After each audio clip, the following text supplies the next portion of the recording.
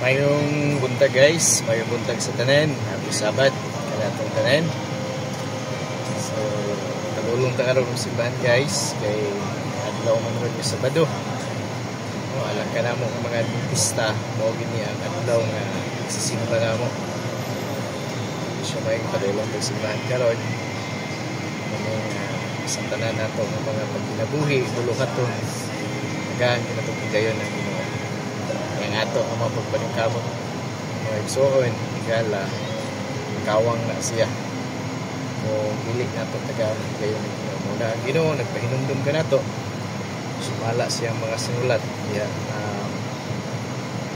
San Mateo, Kapitulo 6, versikulo 33. Ang basahon para sigurado kay naman tayo Biblia permi sa atong libro. So, size 36 at 33 sa Mateo.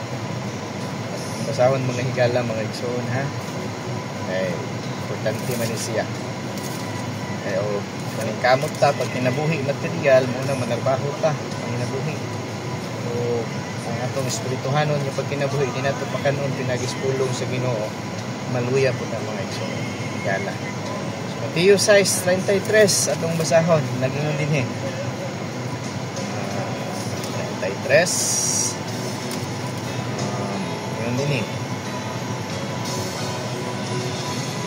ibutang pag-una ang inyong kasing-kasing sa gingharian ng justisya sa Dios ug hatagan mo sa tanan. Sa 34 atong padayunon, ayaw kabalaka sa sunod adlaw, ayaw kagalingon may kabalakaw, ang mga tag-adlaw may kagalingon.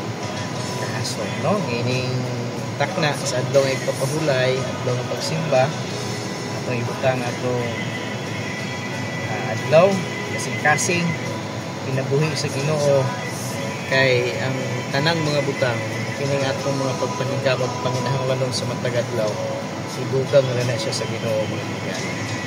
So, God bless ka na itong tanan, happy Sabat, o before mag-end ni, ako din i-shout out, kung iyaan diha no sa Purok 5 Lubinas, si Ate Marina Albaracin, usa ka inila tuutan o mahigalaon nga babae. Hello Ate Marina, sinaot nga naa sa mayo nga kahimtang sa imong panglawas, bisan pa man sa imong kinabuhi karon. God bless sa tanan.